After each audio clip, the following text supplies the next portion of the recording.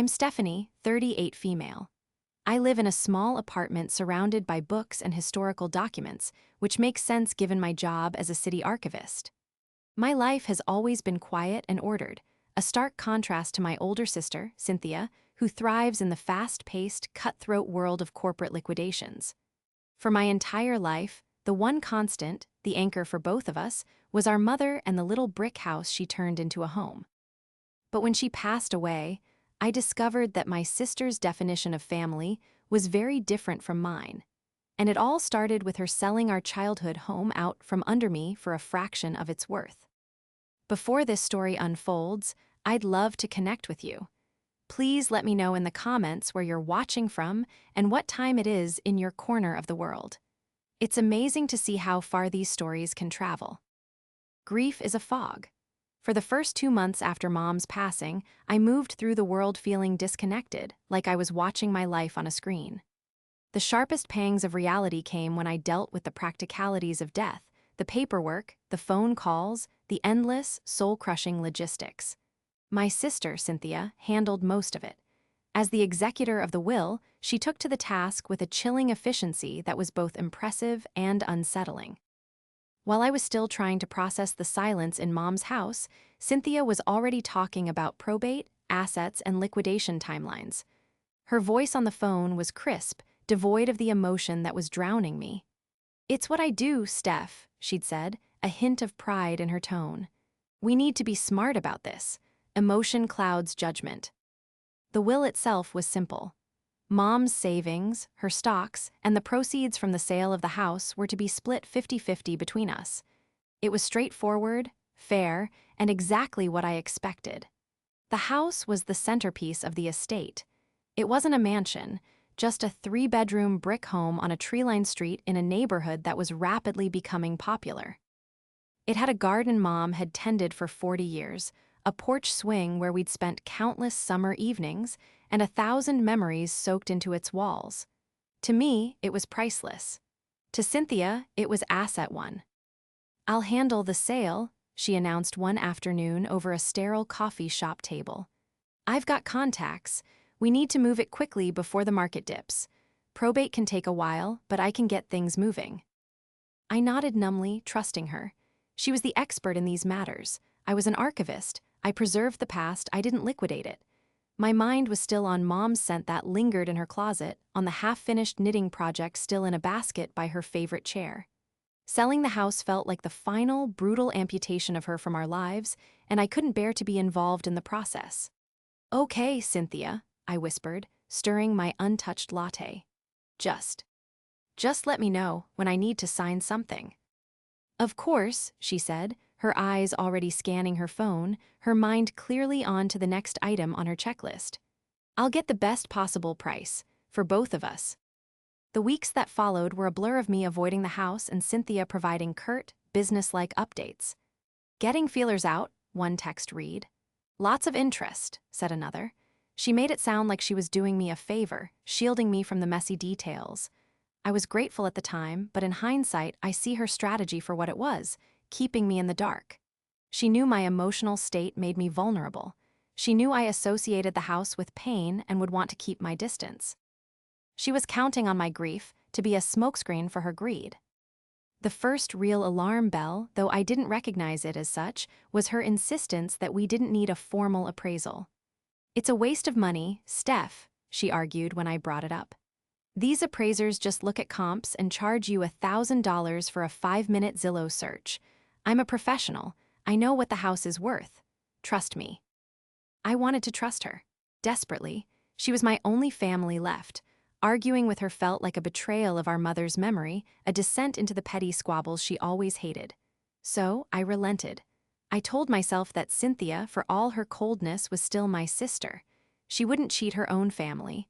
That was the foundational belief of my world, the one thing I thought was unshakable. It turned out to be the most fragile thing of all. About a month later, she called me, her voice brimming with manufactured excitement. "Great news, I've got a buyer. A solid cash offer, no contingencies, quick close. It's a friend of mine, Mark. He's an interior designer and loves the bones of the place. He's willing to take it as is, which saves us a ton on repairs and staging. Oh, I said, surprised at the speed. What's the offer? She paused for a fraction of a second too long. He's offering $300,000. I was quiet. I didn't know the market like she did, but that number felt low. Houses in that neighborhood, even the ones needing work, were going for closer to $500,000, sometimes $6. I'd seen the signs on the lawns during my drives. Cynthia, that seems really low. Mrs. Henderson's place down the street sold for over $550,000 last year. That was last year, Steph, she said, her voice turning sharp and impatient. The market has cooled, and Henderson's place was fully renovated. Mom's house needs a new roof, the wiring is ancient, and the kitchen is straight out of the 1970s. Mark's offer is solid for an as-is sale. We'd have to sink 50 grand into it just to get it list-ready, and it could sit for months. This is clean. We take the money and we move on. Isn't that what you want? She framed it as a choice between a quick, painless process and a long, expensive, and emotionally draining one. She knew exactly which one I'd choose. I was tired. Tired of crying, tired of thinking, tired of the emptiness. The idea of moving on, of having it all be over, was a siren song. Okay, Cynthia, I said, the words feeling like sand in my mouth. If you think it's the right move. I do, she said, her relief palpable even through the phone. It's the best we're going to get. I'll send the paperwork over. Just sign where I've marked. The documents arrived the next day. A thick packet of legalese that made my head spin. I trusted the highlighted tabs that said sign here. A few weeks later, a check appeared in my mailbox. It was a cashier's check from the estate account for $150,000, minus some fees she had itemized on a separate sheet.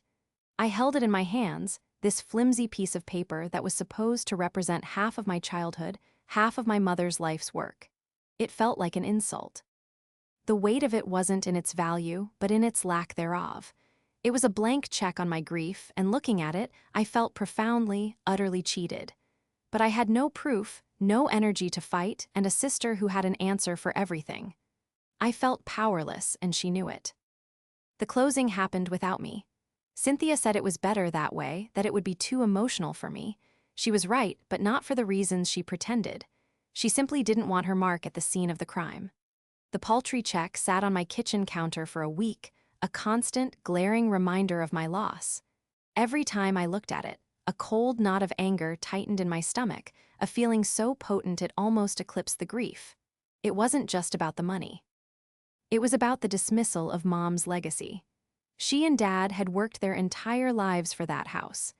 They paid it off, tended it, and filled it with love. To have it sold off in a hushed, rushed deal for a pittance felt like erasing their story. My sister, on the other hand, was moving on with alarming speed. She'd already bought a new luxury SUV, posting a picture of it on social media with the caption, "A little something to celebrate new beginnings." It was a slap in the face. She hadn't even waited for the ink to dry on the sale before spending her share of the money I was becoming more and more certain was ill-gotten. Her new beginning felt like it was built on the ashes of our family's past. The buyer, Mark, was a ghost to me. Cynthia had only described him as a friend and an interior designer. The name meant nothing. In my mind, he was just a faceless accomplice in my sister's scheme. I tried to stay away from the old neighborhood. The pain of driving past the house was too acute. But one Saturday, about a month after the sale, I found myself turning onto Mom's Street. I don't know why. Maybe it was a morbid curiosity, a need to see the damage for myself.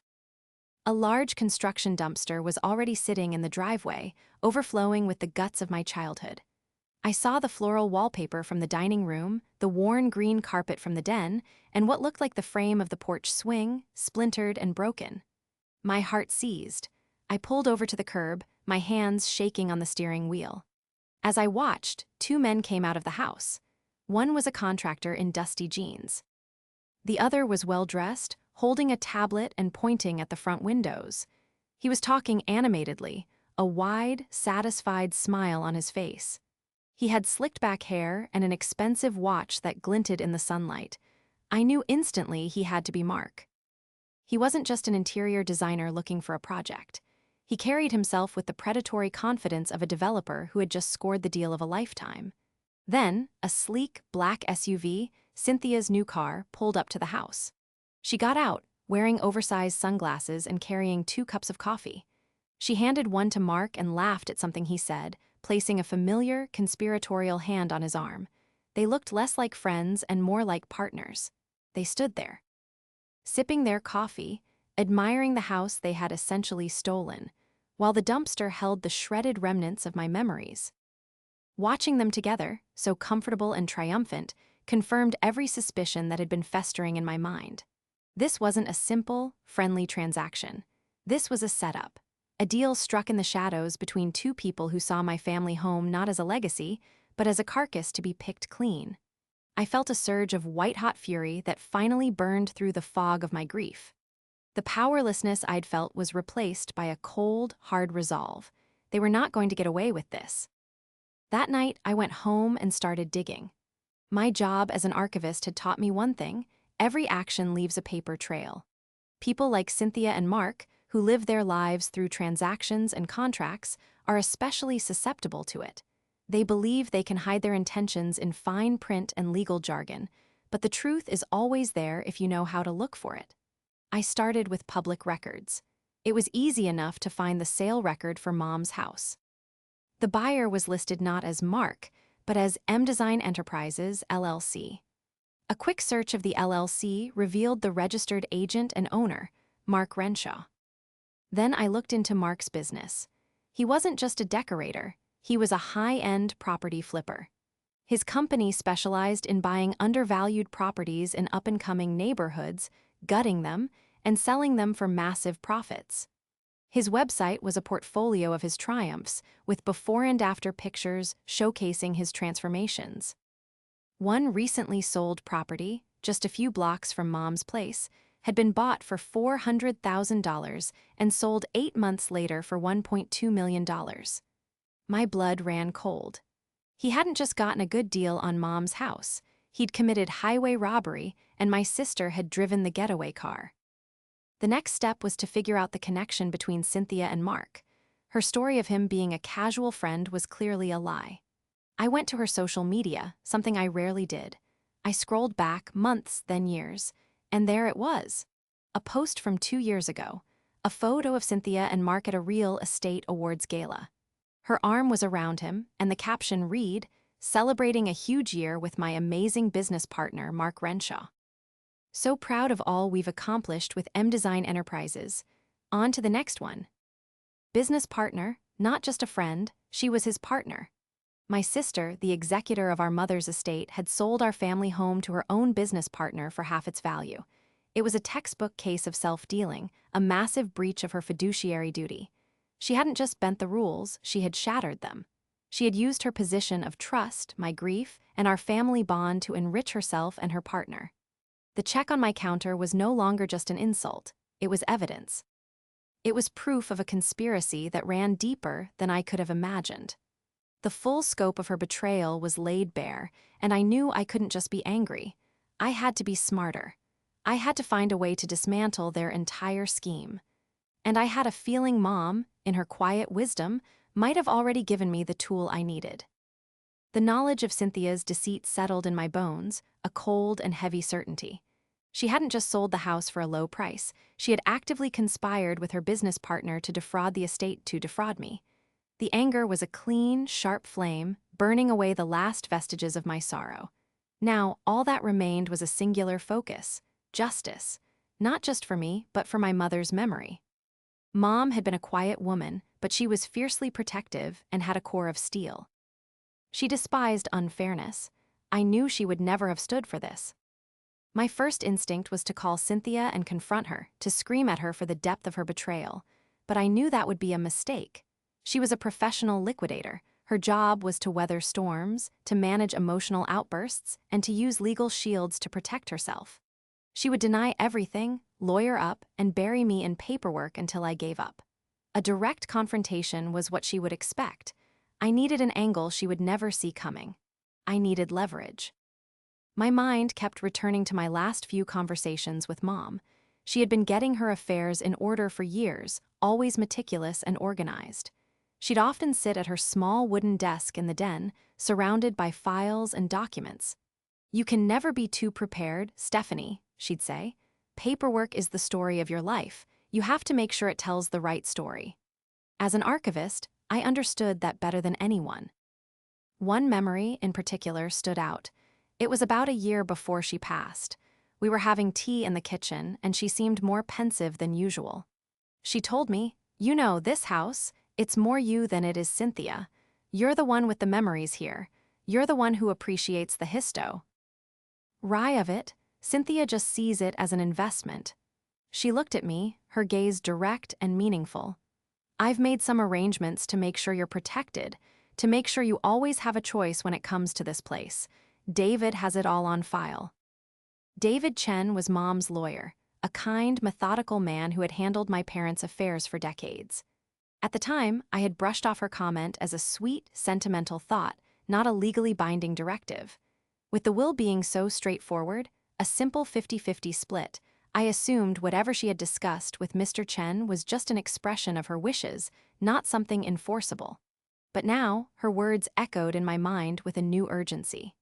"I've made some arrangements. David has it all on file." The next morning, my hands were trembling as I dialed David Chen's office. His receptionist put me through immediately.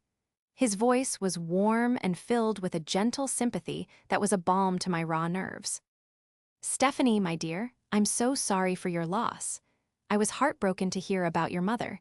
She was a wonderful woman." "Thank you, Mr. Chen," I said, trying to keep my voice steady. "I know this might be an unusual question, but I need to ask. Before my mom passed, she mentioned she had made some special arrangements with you, specifically about the house. Does that ring a bell?" There was a pause on the other end of the line, followed by the soft rustling of papers. "Ah, yes," he said, his voice becoming more formal, more lawyerly. "I was wondering when you might call about that. Your mother was a very shrewd and thoughtful woman. She loved you and your sister very much, but she also understood your different personalities. She was concerned that in the event of her death, there might be a disagreement over the disposition of the family home." My heart started to pound. What kind of arrangements? "She had me draft a separate legal instrument, a memorandum that was to be kept with her will," he explained. "In it, she granted you, specifically, the right of first refusal on the property." I held my breath. The right of first refusal, what does that mean exactly? "It means," Mr. Chen said, his voice clear and precise, "that before the estate can sell the property to any third party, it must first be offered to you at the same price and on the same terms as the third-party offer. As the executor, your sister was legally obligated to present you with her friend Mark's offer of $300,000 and give you the opportunity to match it before she could proceed with the sale." The room seemed to tilt. A wave of dizziness washed over me as the implication of his words sank in. "She never did that," I whispered. "She just told me she had a buyer and that I needed to sign the papers." "Did she present you with a formal, written offer from Mr. Renshaw?" he asked. "No, nothing. It was all over the phone. She just said he offered $300,000 and that it was a good deal." Mr. Chen let out a long, slow sigh. "Then she has violated the terms of the memorandum and, more importantly, has breached her fiduciary duty as executor of the estate. A right of first refusal is a legally binding covenant. Ignoring it, especially when selling to a business associate, is a very serious matter. Stephanie, this could potentially invalidate the entire sale." I felt a surge of adrenaline, a dizzying mix of vindication and hope. It was the weapon I needed. A hidden clause, a secret gift from my mother, left behind to protect me. It was as if she had reached out from the past, anticipated Cynthia's greed, and laid a perfect, inescapable trap. She had known her daughters so well, Cynthia, the ruthless pragmatist, and me, the quiet sentimentalist. She had given Cynthia the power of the executorship, but she had given me the ultimate failsafe. "Mr. Chen," I said, my voice now strong and clear. "Cynthia sold the house to her business partner for half its value, and she did it without telling me about my right to buy it. What can I do?" "The first step," he replied, "is to gather our evidence. We need to formally establish the fair market value of the house at the time of the sale, and we need to document the business relationship between your sister and the buyer. Then, we exercise your right. This won't be a simple fight, Stephanie, but your mother put this protection in place for a reason. We have a very, very strong case. As I hung up the phone, I looked at the check on my counter. It no longer looked like a symbol of defeat. It looked like the first piece of evidence in a case I was now determined to win. My mother had left me more than just memories and a share of her assets. She had left me a key, and I was about to use it to unlock the door to Cynthia's perfectly constructed world of lies and knock it all down. Armed with the knowledge of Mom's hidden claws, my mission became singular: to build an ironclad case against Cynthia. David Chen's advice was my new mant. Ra, gather our evidence. My grief had been replaced by a focused, analytical calm. My skills as an archivist, once used to piece together the stories of long-dead strangers, were now being deployed to uncover the truth of my own family's betrayal. It was the most important research project of my life. Our first objective was to establish the true market value of the house. Cynthia had dismissed the need for an appraisal, claiming she knew the market. I was going to prove just how self-servingly wrong she was. David recommended a certified retrospective appraiser, someone who could determine the value of a property on a specific date in the past. I hired the best one in the city, a meticulous man named Mr. Gable, who took his job with the gravity of a forensic scientist. He spent a full day at the county records office, pulling deeds, tax assessments, and sales data for the entire neighborhood going back 2 years.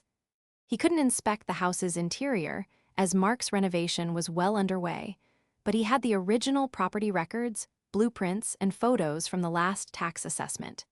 He interviewed neighbors, asking about the general condition of the home before Mom passed. A week later, his report landed in my inbox. It was a 40-page document, dense with data, charts, and comparable sales. I scrolled straight to the final page, my heart hammering against my ribs. The conclusion was stark and unambiguous. Based on the analysis of comparable sales, market trends, and the known condition of the subject property, he wrote, "It is my professional opinion that the fair market value of 123 Maple Street on the date of sale was approximately $625,000. I read the number again, $625,000. Cynthia had sold it for less than half of that.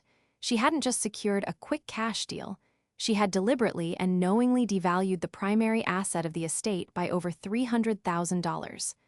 The report was a bombshell. It was the concrete proof I needed, a clear, impartial validation of my suspicions, certified by an expert. The lowball sale wasn't a mistake or a matter of opinion. It was a calculated act of fraud. The next step was to officially document the business relationship between Cynthia and Mark. Her social media post was a good start, but David wanted something more concrete, something that couldn't be dismissed as a casual, celebratory caption. We needed to prove a financial entanglement that demonstrated a clear conflict of interest. This part of the investigation fell to me. I dove back into the public records, but this time I wasn't just looking at property sales. I was searching for corporate filings, business licenses, and any legal documents that connected the names Cynthia Miller and Mark Renshaw. I spent hours sifting through digitized databases, my eyes aching from the screen's glare. For a while, I found nothing. Their operations were slick. They used LLCs and corporate shields to keep their individual names off most of the frontline documents. But Cynthia had made a mistake. In her arrogance, she had used the same mailing address for several of her own small ventures. A private consulting firm, a holding company, that was also listed as a secondary address for M-Design Enterprises. It was a small thread, but it was enough. I pulled every document associated with that address. And there, buried in the annual report filing for a company called Apex Capital Ventures LLC, I found it. On the list of managing members, there were 2 names, Mark Renshaw and Cynthia Miller. Apex Capital Ventures was the parent company that financed many of Mark's flips. Cynthia wasn't just his social media, business partner. She was a financial backer and a managing member of the very entity that was profiting from flipping undervalued homes. She had a direct, provable financial stake in Mark getting our mother's house for as little as possible. Every dollar he saved on the purchase price was a dollar that would eventually flow back into their shared company.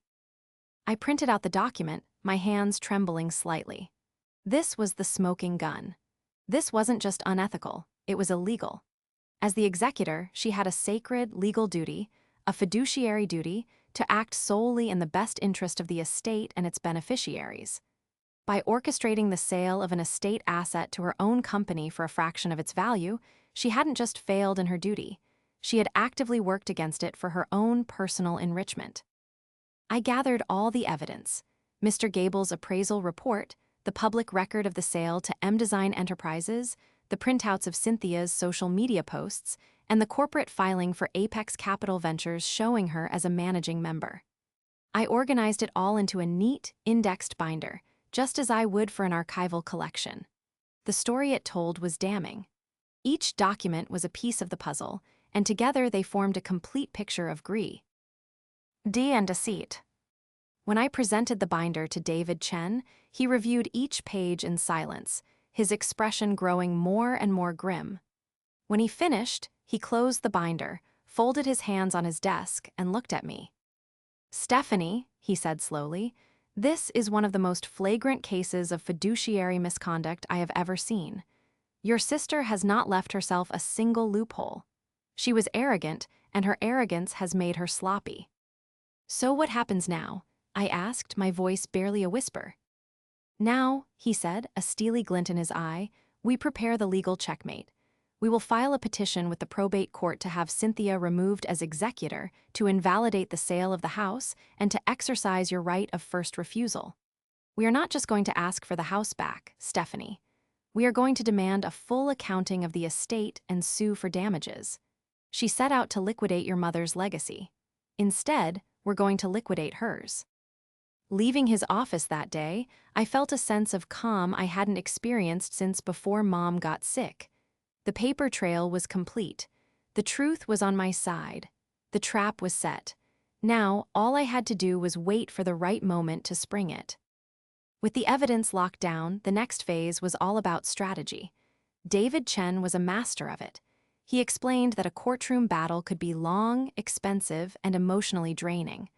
While he was confident we would win, he proposed a more elegant, more devastating solution. "People like your sister and her partner aren't afraid of a fight," he explained, sitting across from me in his quiet, wood-paneled office. "They're afraid of exposure.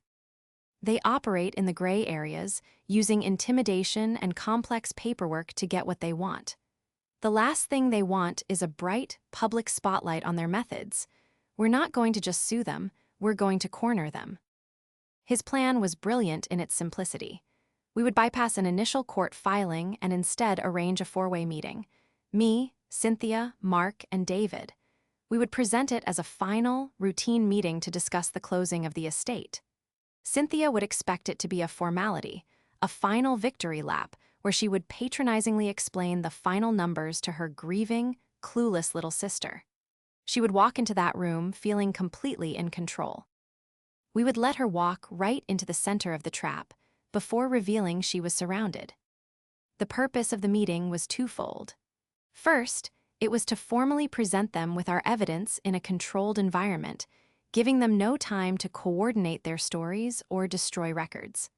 Second, it was to present them with a non-negotiable settlement offer that would achieve all of our goals without a protracted legal battle. David would draft a settlement agreement so airtight and so favorable to us, yet so much better than the public humiliation and legal ruin they'd face in court, that they would have no logical choice but to sign it. For 2 weeks, David and his team worked tirelessly. He filed a temporary injunction with the probate court, a lease pendens, on the property at 123 Maple Street. It was a legal notice that there was a pending lawsuit involving the property, which effectively froze any attempt Mark might have to sell it or secure further financing against it until our claim was resolved. Mark would discover this injunction the next time he tried to deal with the title. which would undoubtedly get his attention and put pressure on Cynthia. Meanwhile, I prepared myself. I went through the evidence binder until I had every fact, every date, and every number memorized. I rehearsed what I wanted to say, not a screaming tirade, but a calm, factual indictment of her actions. This wasn't about venting my anger, it was about executing a plan. I needed to be as cold and methodical as Cynthia had been when she dismantled our family's legacy. I had to become the liquidator of her scheme. The call to Cynthia was surprisingly easy. I kept my voice neutral, almost subdued. "Hi, Cynthia. I was hoping we could meet with Mark to go over the final estate distribution. My lawyer, David Chen, has a few questions to wrap things up." As predicted, she was condescendingly agreeable. "Of course, Steph. Whatever you need to feel comfortable. Is your little lawyer friend up to speed? It's all very straightforward." The dismissive way she said "little lawyer friend" made my blood boil, but I kept my cool. "He just wants to ensure everything is in order," I said meekly. "He can host at his office on Thursday at 10 a.m. Would that work for you and Mark?" "Fine," she huffed, clearly annoyed at the inconvenience but seeing it as a minor hurdle. "We'll be there. We'll walk your guy through the numbers. Maybe then you can finally deposit that check." She had no idea what was coming. The day of the meeting, I dressed in a simple, dark business suit. I looked professional, composed. When I met David at his office, he gave me a reassuring nod. The conference room was prepared. A large table, 4 chairs, and a stack of documents in front of his seat. My binder was there, alongside several copies of a thick, spiral-bound document, the settlement agreement. Cynthia and Mark arrived together, 5 minutes late, laughing about something as they walked in. They looked powerful, confident, and utterly dismissive. Cynthia gave me a thin smile. "Stephanie, good to see you're finally engaging with the process." Mark shook my hand, his grip firm, his eyes holding a glimmer of pity. "Sorry for your loss," he said, the words utterly meaningless. "Your mother had a lovely home. It's in good hands." They sat down opposite David and me. The pleasantries were over. David began, his voice calm and authoritative. "Thank you both for coming. We convened this meeting because a number of serious irregularities have been discovered concerning the administration of the estate of the late Margaret Miller, specifically regarding the sale of her primary residence." Cynthia's smile faltered. "Irregularities? I'm the executor. I can assure you, everything was handled by the book." "I'm afraid that's not the case," David said, pushing a copy of the appraisal report across the table to her. "Let's start with the matter of fair market value. This is a certified retrospective appraisal valuing the home at $625,000 on the date of sale. You sold it to Mr. Renshaw's company for $300,000. Can you explain that discrepancy?" Cynthia's face paled. She stammered, "The house needed work, it was a cash offer the market." David cut her off, sliding the corporate filing for Apex Capital Ventures across the table. "Was it also a cash offer to your business partner, the managing member of your joint venture, Apex Capital? This constitutes self-dealing and a gross breach of fiduciary duty." Mark's confident demeanor evaporated. He stared at the document as if it were a snake. Cynthia was speechless, her mouth opening and closing with no sound coming out. Then David delivered the final blow. He slid a third document over. It was a copy of the memorandum from Mom. "And finally," he said, his voice dropping, "there is the matter of the right of first refusal granted to my client, Stephanie Miller. You were legally required to offer her the property at the agreed-upon price before selling to any other party. You failed to do so. This action, combined with the conflict of interest and the sale at a fraudulent valuation, gives us grounds to invalidate the sale entirely." He let the weight of his words fill the silence in the room. He had laid out the legal checkmate piece by piece. Cynthia looked from the documents to me, her eyes wide with a mixture of shock and dawning horror. She finally understood. This wasn't an audit. It was an ambush.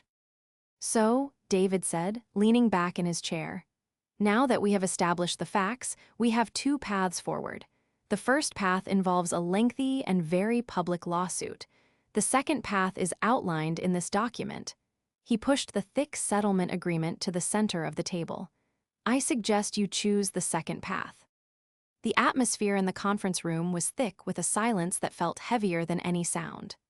The confident, condescending facade Cynthia and Mark had walked in with had completely crumbled.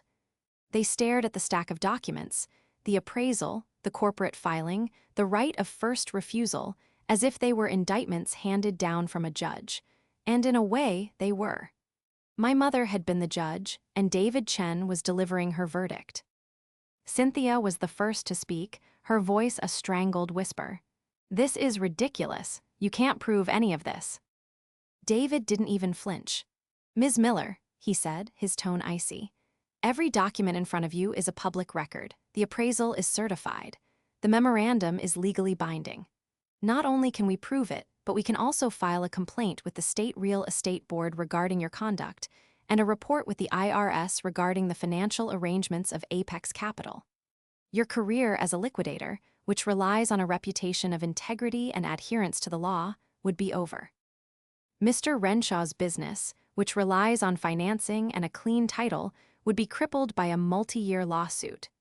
The tables, as they say, have turned." Mark, the pragmatist, seemed to grasp the severity of the situation faster than Cynthia. He picked up the settlement agreement, his hands shaking slightly as he flipped through the pages. His face grew paler with every clause he read. Cynthia was still trapped in a state of denial, looking at me with pure venom in her eyes. "You did this," she hissed. "After everything I did to manage this mess for you, you ungrateful little." "You managed nothing for me, Cynthia," I said, my voice steady and cold, cutting her off. "You managed it for you. You saw Mom's death as a business opportunity. You saw my grief as a weakness. To be exploited. You didn't sell a house. You sold out your family. The only thing you managed to do was get caught." My words hung in the air, and for the first time in my life, I saw genuine fear in my sister's eyes. Her power had always been in her ability to control the narrative, to frame herself as the competent, logical one and me as the overly emotional, impractical one. I had just ripped that narrative to shreds with cold, hard facts.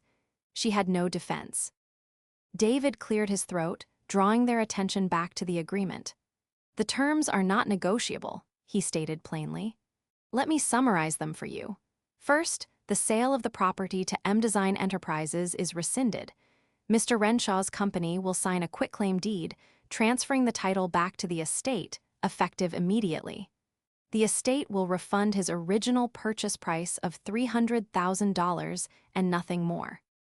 Mr. Renshaw will absorb the cost of any renovations or work he has already done. Consider it the price of his education in fiduciary law." Mark looked like he was going to be sick. He had likely already sunk tens of thousands of dollars into the demolition and initial framing. All of it gone.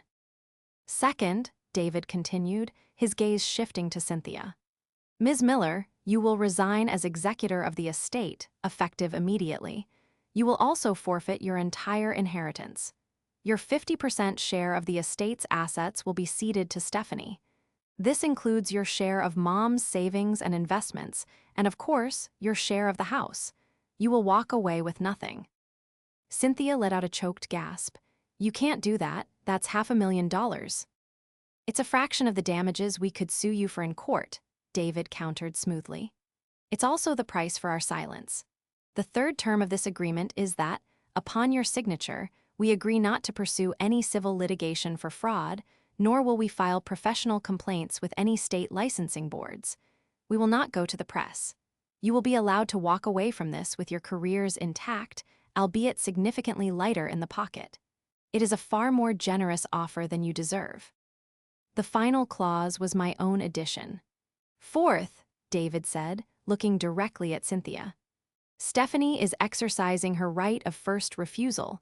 The estate will sell her the property for the price offered by Mr. Renshaw, $300,000. Her share of the estate's cash assets, now 100% of them, will be used to fund the purchase."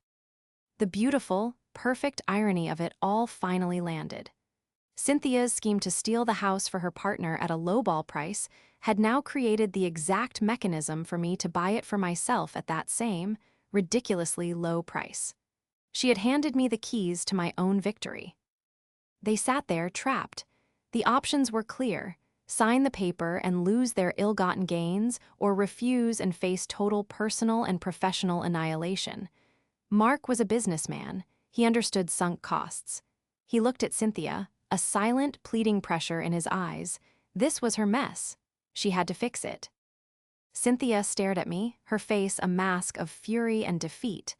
The fight was gone, replaced by a bitter, resentful resignation. She knew she was beaten. She had been outmaneuvered, outsmarted, and legally checkmated. The little sister she had always dismissed had orchestrated her complete downfall. Without another word, she picked up the pen David offered her. Her signature on the document was angry and jagged. Mark followed suit, his own signature a hurried scrawl. It was over. In the span of 30 minutes, I had reclaimed my home, secured my entire inheritance, and stripped my sister of everything she had tried to steal. The tables hadn't just been turned, they had been smashed into pieces. They left the office without looking at me, the silence of their departure a symphony of my victory. In the days following the meeting, the terms of the settlement were executed with the cold efficiency of a legal machine. The quitclaim deed was filed, transferring the title of Mom's house from Mark's company back to the estate. Cynthia signed the papers to resign as executor, and David Chen was appointed by the court to oversee the final distribution. The money from Mom's accounts was consolidated, and my purchase of the house was processed. I bought my childhood home for $300,000, using the very inheritance money Cynthia had tried to cheat me out of. I didn't hear from Cynthia. There were no angry phone calls, no pleading texts, just a profound and complete silence. She had vanished from my life as completely as if she'd never existed. I knew she was still out there, her career tarnished but intact, her pride shattered. She had chosen silence over accountability, a quiet retreat over any attempt at reconciliation, and I was fine with that. Some betrayals are so deep they sever ties permanently. There was no going back for us. The first time I walked back into the house, as its rightful owner was surreal. Mark's demolition crew had done considerable damage. The floral wallpaper was gone, the green carpet was ripped out, and the kitchen was a skeleton of studs and wires. They had torn out the heart of the home, leaving only its bones. But looking at the empty rooms, I didn't feel sadness. I felt a sense of possibility. It was a blank canvas. Mark had intended to erase my mother's style and impose his own sterile, modern aesthetic. But now, I could rebuild it in a way that truly honored her. The process of restoring the house became my therapy. I didn't just renovate, I curated. I hired a contractor who understood my vision. We kept the original hardwood floors, sanding them down and bringing their warm, honey-colored glow back to life. We found a wallpaper for the dining room that was a modern echo of the one Mom had loved. In the garden, I replanted her favorite flowers, peonies, roses, and lavender, using the detailed journals she had kept for years. The porch swing, which Mark's crew had broken, I had repaired by a local craftsman who used the original hardware. With every nail, every coat of paint, every choice I made, I felt like I was reclaiming not just a physical space, but my own history. I was piecing my life back together, just as I was piecing the house back together. The paltry check from Cynthia, which I'd never cashed, I had framed. I hung it in my new home office, a reminder not of what I had almost lost, but of the strength I found when I was pushed to my limit. It was a symbol of my victory. One afternoon, months later, I was sitting on the newly installed porch swing, a glass of iced tea in my hand. The garden was in full bloom, and the scent of lavender filled the air. The house was quiet, filled with a peaceful energy it hadn't had in years. David Chen had called earlier to let me know the estate was officially closed. After paying for the house, the remaining assets, my mother's savings and investments, which now included Cynthia's forfeited share, had been transferred to my name. I was financially secure in a way I had never been before. But as I sat there, I realized the money was the least important part of my inheritance. The true inheritance wasn't the cash in the bank or even the deed to the house. It was the lesson my mother had taught me, even after she was gone. She had shown me that true strength isn't loud and aggressive. It's quiet, prepared, and rooted in integrity. She had given me the tools to fight for myself, trusting that I would know how to use them when the time came. My sister had tried to liquidate a legacy, to boil a lifetime of love and hard work down to a single, discounted number. But she had failed. A legacy isn't something you can sell. It's something you live. I was living in my mother's house, tending her garden and honoring her memory through a life of quiet strength and resilience. I had faced the ultimate betrayal from the one person I should have been able to trust, and I had not only survived, I had thrived. The fog of grief was long gone, replaced by the warm, clear sunlight of a new beginning, in a home that was truly and completely my own.